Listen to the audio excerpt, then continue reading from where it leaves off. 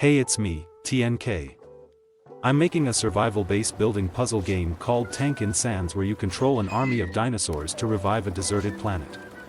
In the last video, I talked about how I upgraded my game's combat system by adding bombs and a new enemy type. In this video, I want to talk about how I upgraded the base building aspect of my game. In Tank in Sands, you can build buildings inside of the tank your minions live in. Each building is a different shape, and has a set of recipes it can make. I plan on having a lot of recipes in the future, but I don't want to show them all at once because that will overwhelm the player.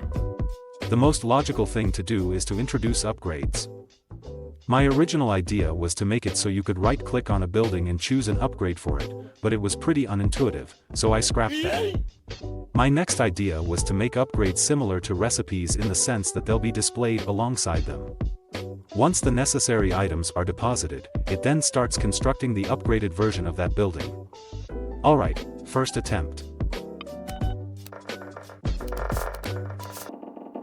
It's gone.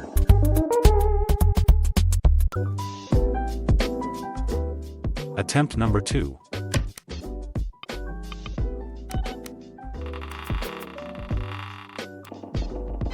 Yay, it works. I then made upgraded versions of the workbench, the chest, the kiln, and the turret. For buildings that can't handle recipes like the chest or turret, I have them just use a new item, the upgrade module. The upgrade module is pretty self-explanatory. You use it to upgrade buildings. Here's what goes into making one. Step 1. Make a bunch of refined scrap in the Tier 2 workbench. 2. Use some of it to make steel in the Tier 2 kiln, and while you're at it, process some gas to make rubber and plastic, which you'll all need for some free spark plugs, which also require refined scrap, sand, metal wires. 4. Once all of that is done, you can finally make a single upgrade module, which requires those spark plugs, more steel, more plastic, and some glass which you can make in the kiln. All of that is not mentioning the cost of upgrading those buildings and fuel to keep the kiln burning. In the end, this is how the recipe tree looks like. So yeah, it's not cheap.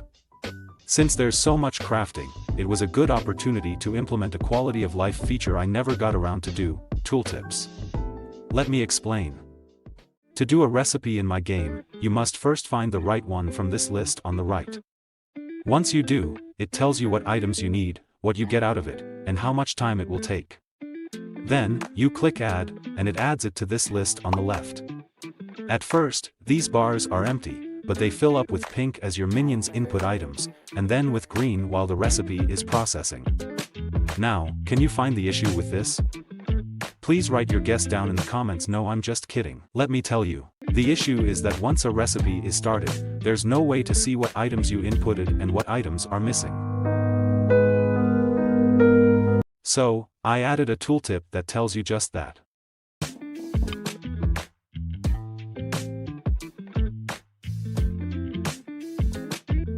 And this is how it looks like after some cleanup.